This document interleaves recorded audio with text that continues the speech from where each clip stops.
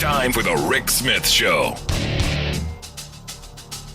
Now, here is the voice of the working class, Rick Smith.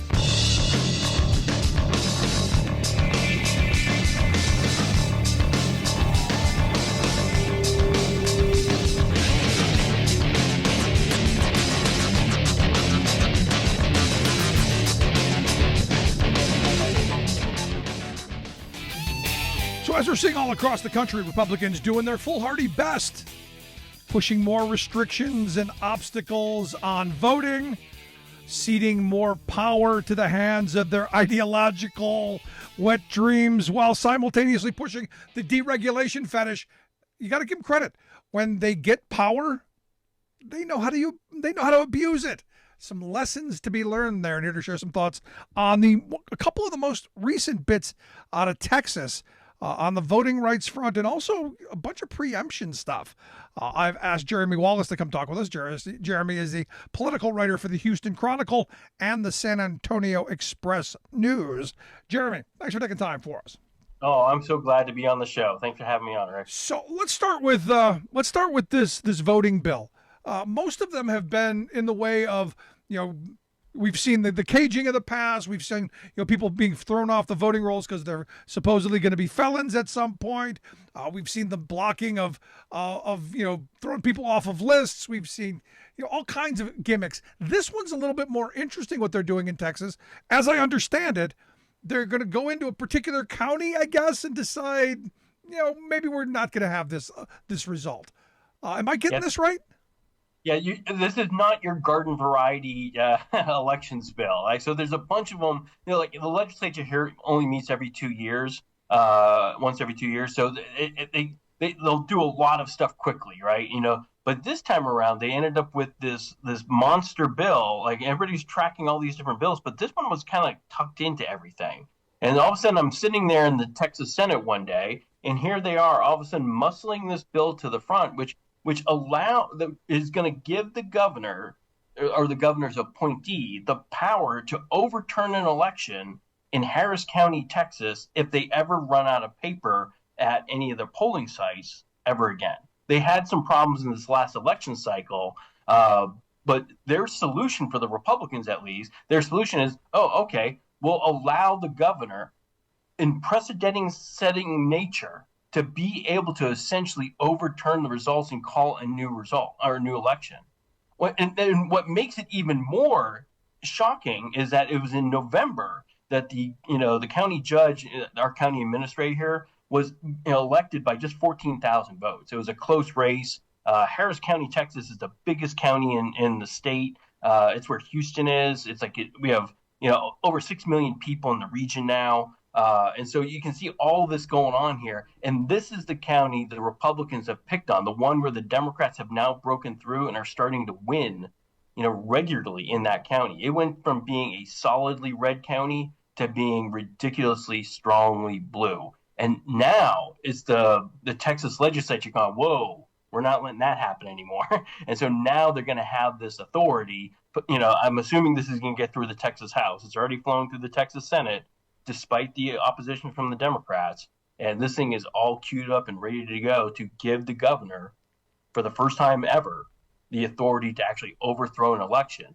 And think about how dangerous that is. Like, as they come back in future election cycles, they can add other stuff onto that. Sure. Right? Today, it's just about, okay, you don't have enough paper at a couple polling sites.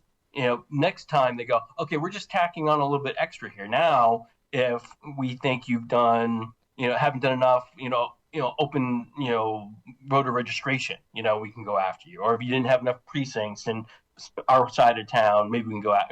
Who knows what it can go from? But or just because the narrative is we don't believe the outcome. Like we've got an entire party in this country. I don't know if you've noticed, but they don't believe that the former guy lost, and that's where a lot of this is springing out of. So I think you're absolutely right when you're saying you're normalizing fiddling with our elections. This is because that's what this is. This is normalizing having one person go, I don't like the result. Something weird happened, something that happens, I don't know, occasionally. Now we're going to have an excuse. And like you've said, and I agree with you, it'll be the next thing and the next thing and the next thing. Well, and the thing is, right now, if you want to get a new election, if you think something's gone wrong, you have to go to a court of law and kind of make your case. And they tried. After the election this last time around, when the judge, county judge, won by a very narrow race, they tried to sue and try to get the election overturned. The judicial system said no. There's not enough here. You haven't proven that the places that ran out of paper, they've never been able to prove that it meant people didn't vote. Most people just went to other polling sites here in Texas, and particularly in Harris County. If one places like has a long line, you can just go to the next one over. You're not stuck at one precinct. So people just went over to the next one, just down the road, and went ahead and voted. We found no evidence that people didn't vote that day because a couple of precincts, ran out of paper. But here's the thing, Jeremy. Here's my problem with this, because if I'm getting this right, Harris County is a Democratic county. Right. You didn't have enough ballots. So even if you take it to the logical conclusion that people didn't vote, and now you're saying they voted, everyone got their opportunity. Even if you're saying that everyone didn't get to vote, why would they be defending and wanting, opposition votes and using that as the reason and the justification? It seemed to me that you'd be okay with Democrats not voting, considering the resources that aren't already divided equally. It just seems curious that this is the direction they're going. Yeah, and a really big piece to this, there's so many pieces to the whole debate, right? It's like it had me kind of on the edge of my seat. Like I've been doing this for a long time, and I'm not often like, whoa, what did they just say? I kind of get closer to the seat because here's the thing. It's like, so like I said, in the court of law, you're going to have to prove what's happening. But the language of this legislation doesn't have much to kind of go on. It's like it's really kind of loosey goosey. There just has to be like an assessment, not a legal like evidence brought to the Secretary of State. They can just really bring in just some polling. It can be partisan polling judges in 14 precincts that say, what, I thought we didn't have enough paper, and boom, we have triggered this legislation that now, if Harris County decides an election, and I'm here to tell you, Texas gets closer and closer with every election cycle. It's because of the changing demographics, but it's because of Harris County. Harris County has swung so big, so quickly, that is now threatening statewide elected Republicans. Greg Abbott won Harris County in 2014, but he's lost it badly these last two times. Same thing with Ted Cruz. He's from Harris County, and he won it the first time he ran, but he got smoked there on his reelection. So, and I'll tell you, I'm going to predict right now. I hate going into too many predictions, but Ted Cruz is going to lose Harris County just as badly as he did in 2018 to Beto O'Rourke. I hope it's worse. I hope it's worse. And that is dangerous for the state Republican Party, because now that has switched over, they don't have enough votes to kind of counter, that kind of a move like they used to. They're losing population in places in the Texas Panhandle and in East Texas that would often, they could have overcome whatever happened in Harris County. But now the numbers are getting so bad in Harris County, like even when there's an underperformance, like it's bad news. Think about Joe Biden won Harris County by more than any presidential candidate since LBJ. It's like, and I'm here to tell you, Joe Biden's no LBJ for Texans, and yet he is on the same plane as LBJ, the first Democrat to win by that kind of margin in that county since LBJ. It shocks me. Nice. I see what you did there. You got that Lloyd Benson in there. Nice for you. There you go. But here's the thing. Let's say I defend this. Because everyone should get the vote and all this, what's the big deal? We're just going to have another election. What's the big deal? Because this has got to be the justification. We're going to have another election, and it's going to be fine. Because why? Yeah, State Senator Mays Middleton, who's been carrying this bill for the Republican, he's from Galveston County, which is just south of Harris County. He has a few precincts in there. He said, look, there's not going to be another election if you just have enough dang paper. It's like, which is true. It's like he sees the legislation as a way to like put such fear that, if you run out of, paper, you're going to have a state or a county-wide election again. Now, again, Harris County is huge. This is like asking like both Dakotas to rerun their presidential election potentially. and still much more left over. It's like it's a huge area. So even the cost of it would be put onto Harris County to do the election. So they're going to spend 10, 12, 15 million dollars for a second election potentially on something like this. So he says, look, all you got to do is have enough paper there, and he says if there's a concern that somebody didn't get their vote counted, again, remember, I said that we haven't been able to prove anybody was turned away. Right. Despite all of their lawsuits, despite all of their testimony within the Texas legislature, they've never brought someone forward that says, I tried to vote and I couldn't, and I never had another opportunity. Like never able to show that. But Middleton thing, and what we saw happen in November was dangerous enough that we've got to stop it. And it was funny. One of the readers, called me and we were talking about the bill, and he says, it's like, look, you got to understand. Sometimes, like, people are incompetent, and this isn't incompetency. Incompetency led to the paper shortage. There was definitely a screw up, but does that justify this? That's the question. And it's like, again, it singles out one county. Right. They rejected proposed amendments. Go, like, make sure it applies to everybody. So if the neighboring county that's Republican runs out of paper, shouldn't we do the same thing to them? And the answer was no. Why? Because it hadn't happened there. At least that we know of. It could. I mean, if you're going to do something to one, you got to do it to everyone. But here's the part of this that I see as interesting. The idea of running another election, because you look at what happens in the midterms. There's a drop off in the number of voters. So for me, it looks like as an outsider. Now again, I'm not in Texas. It seems as an outsider, the idea is we really don't want people voting. We want to get fewer votes. So we're going to put this obstacle in the way that if we ever get to use our new toy, this might turn an election. Oh, absolutely. If you think of think about all those, I always like to look at Louisiana because they have that, that system where then there's a runoff election after the general election, but the turnout drops dramatically, right? A lot of people are like, I'm not doing this again, and so and particularly for Democrats, I think that we've seen the numbers. Democrats fall off in special elections on, anything that's not a presidential race, or which is insane to me. So the second run is going to get fewer Democrats out and fewer Republicans too. But the evidence that we have from political science suggests that there'll be fewer Democrats who make that second trip out to that polling site for whatever reason. There's we have we can go on a whole economic discussion on all of that and move on. But so I think that's the thing. It's like you sit there and you try to figure out well, if you do have that second election, the end result might be fewer Democrats to show up. And in this case, if you just have 14,000 fewer of them, you've just won the county judgeship in probably a lot of judicial races and probably some other, countywide races that you never had a shot at. Yeah, no, they're clearly reading the tea leaves and planning for the next election, which I give Republicans credit for. Look, you go back to 2000, the hanging chads, 2004, you had the caging going on, then they went to the old voter ID thing, and then cross-check. There's always a new scheme. There's always something new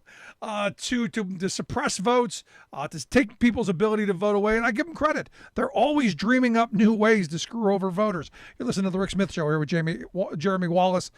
Jeremy is a political writer for the Houston Chronicle and the San Antonio Express News. HoustonChronicle.com, the website, if you want to check out the work that he does there. I got to get, before we wrap up, I got to get this House bill, what is it, 2127? It looks like a giant preemption bill. It looks like you local people, again, I remember when Republicans used to believe in small, less intrusive government. They used to believe in local government to get that fascistic governor out of our way. It used to be, maybe it's been a long time, but they used to believe in local control. This seems to be the antithesis of local control. This seems to be going, sorry, I know you'd like to have a paid sick day ordinance or higher minimum wage or whatever. We want to make sure that the water's clean. Sorry, you can't do that. We'll decide. This seems to be, and like I said, the antithesis of that small local control that they used to tell me they believed in. Yeah, absolutely. For years, we've been seeing the Republicans in the Texas legislature and really nationwide kind of going after these cities, these big Democratic run cities think of Miami, think about, Philadelphia, think about New York City. It's like there's always some tension out there, right? In Texas, that tension's been there too. But man, this one is so aggressive. It's getting the name the Death Star because how much it encompasses. This is the thing that takes so much local control. So like even like how you regulate a puppy mill, is no longer going to be, compliant with the law. Now you have to go to the state. Oh wait, you want to, try to have any sort of regulation in local ordinances. You're going to have to make sure the state doesn't already have something. So it's really taking a lot of power away, and it goes to that tension. It really is a good extension off of what we've seen in Harris County, right? When Harris County was still so Republican, and you had Republican county judge running the places and a majority on the county commission there, they would pick on them, but not like this. But now that the biggest city and all of the biggest cities now in Texas have finally gone blue, it was slower than a lot of the other parts of this country. We are Texans, but we ended up, finally, to the point where all of the big major cities now are Democratic, and in the big, metro counties are Democratic. And so that has changed the entire philosophy. Now you get people getting elected who are like, you know what? We're not going to let you expand your city boundaries without a war. We're not going to let you, have different regulations on your, law enforcement than we have. We're not going to let you, regulate, like I mentioned earlier, anything from puppy mills to, sign ordinances to whatever. Now all of that is ours. It's like, and so I think it's part of the extension of Republicans in the state of Texas fighting the urbanness and the urban change that has happened in Texas. It's really created a war between these two elements that, man, it just wasn't like this before. Yeah, no. Now it feels like it's constantly every bill that comes up in the legislature, it feels like a war between the rural communities and the urban communities. And it's sad because, like, look, it's a huge state. I drove from Houston to Spearman, Texas, which is so far north, you're almost in Oklahoma. And some would say you are in Oklahoma. But and I thought to myself, these people have no idea how each other lives. Yep. And nor do they know how each other has to govern things. They have no clue. Like, you're in one community where 99.9% of the people are black, another community where 99.9% of the people are white.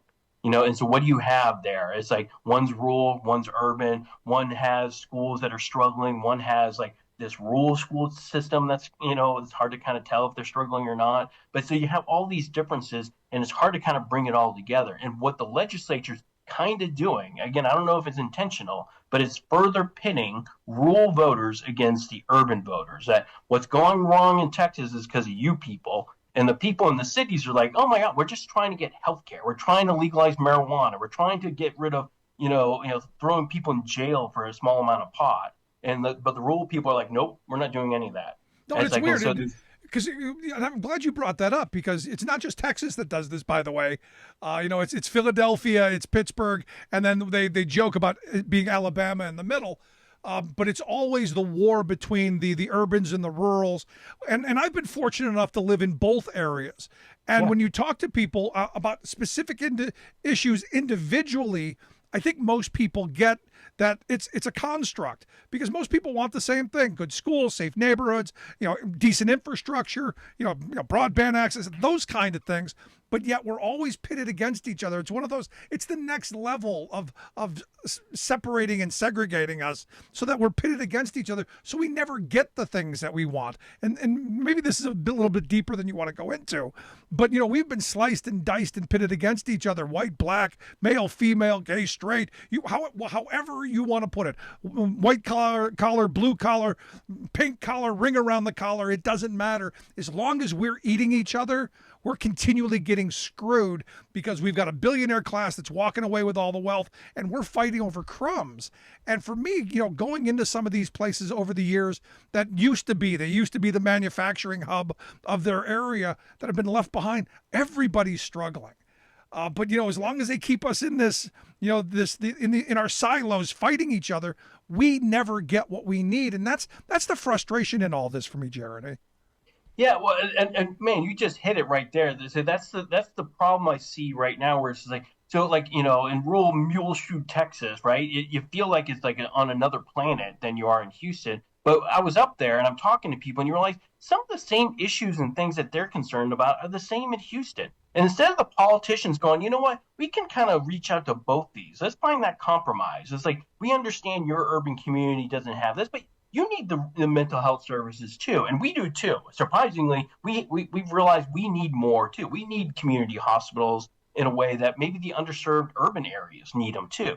Like the food deserts we talk about, like it's the same things happening in both those. There's so much that binds those people together. But it's kind of it's sad to say it's kind of like bipartisanship. Like that is it's more politically useful to pit everybody against each other. And in this case, it's pitting these rural and urban people against each other when they may have more in common than they all understand. But the politicians aren't doing the work to kind of show that. But this is where I get a little cynical, Jeremy, and I know you've been doing this a long time, as I have. I've gotten a little cynical over our political leaders because it seems more about getting attention and holding on to our seats and getting campaign money than actually doing the hard work of moving us forward. So we get our little silo issue and we fight for this and we're not moving, and then you got it over here, and then we just snipe at each other. And this is the frustration that I have with our political system, because we've got big problems on the horizon. AI is going to eat all of our lunch, and we're not even talking about how we harness this monster, but we're talking about who uses what bathroom. And I don't give a rat's behind who uses what bathroom. I'm worried about putting food on the table and keeping a roof over my kid's head. And for me, this is where we need to get back to. And I think this kind of stuff, this consolidation of power, is dangerous. And I don't care if the Democrats were doing this, I'd be just as against it as I am when the Republicans are doing. Yeah, I think that this time calls for some politicians who would be brave enough to say, look, I'm going to represent both ends of this thing. Damn the election results. I'm just going to go at this. And I'm not sure.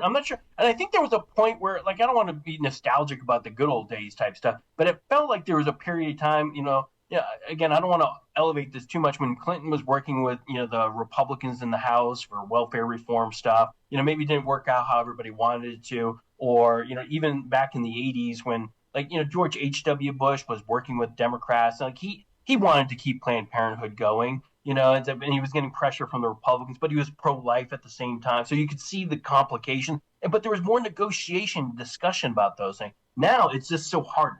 Like, no, you're pro-life, you're pro-choice, you're pro-gun, I'm anti-gun. It's like, and off we go. It's like, and I think it'd be nice to have somebody who could just kind of maybe talk a little bit more about how there's a lot more of us who are similar, even if you brought up this, the skin colors are different or the neighborhoods are different. There's so much more we have in common. We just don't know it yet because it's too big of a state for us to know it. But the politicians have seen it all. Here's a clarion call that will go unanswered, but Ted Cruz and John Cornyn have the best perspective on knowing this, right? Because they've been around the state the most. And so they are in the best position to say, look, it's like, we don't have to demonize those people over there. But the question is, what does that mean to them politically if they stop doing that? No, but here's the thing. I don't blame the politicians. I don't blame politicians at all because they're tools. I blame us, the voters, for allowing ourselves to be hoodwinked into the red hat, blue hat frame. For me, it's not red hat, blue hat versus R or D. For me, it's always been up, down. It's always been the very wealthy who control all of these institutions against the rest of us. And there used to be things that were nonpartisan. They weren't Republican or Democratic issues. They were human people issues. And on both sides demanded results. I'm just not seeing that. I see us, I've done some door knocking, and the first question people ask, what are you? I'm a citizen. No, what are you? And I've got to identify my hat right away before we talk about anything. That's insane to me. And until we change, I fear this kind of stuff is going to continue. Yeah, one of the ones that drives me the craziest is the use of medical marijuana, particularly for our veterans suffering from PTSD. The fact that we can't come to some sort of agreement in Texas to allow that to happen, while that's other nuts. States that is happening. We literally have, all these studies and research and the examples from the other states that proves this could really help some of these guys and women who come back and are just are having a hard time. And instead of giving them this, we are just leaving them out to dry. And I think it's largely because of politics. Sure. So it's insane to me, though. We've got medical heroin. Yes. But we can't have medical pot? How crazy is that? It's for the veterans, for the old. Yeah, when I worked in Florida at one point, I just remember like the Republicans started to turn, in support for medical marijuana, because it turned out all the older folks who had arthritis were like, hey, this is great. This is really helping me. It's just like, why can't we do more of this? And then that's got the ball rolling. Like, we just haven't had that happen in Texas at this point, where it's just like come on, there are things we can do that just helps everybody. It's like kind of what you said, when you get down to the base level, how do we just make sure everybody's like going to be healthy enough to go to school and not get shot? I'm right there with you. Can we do that? It's like, I think we all want that, right? Nobody wants anybody to be like hurt or suffering or not get an education. I think we all want that. Absolutely. Jeremy Wallace, I appreciate the time. Great conversation. I hope you'll come back and talk to us again real soon. Anytime, Rick. Thanks for having me. Thanks so much, Jeremy Wallace. He's the political writer over at the Houston Chronicle and San Antonio Express News. Check out the website, HoustonChronicle.com. What a great guy. Going to take a quick break. Right back. Stick around.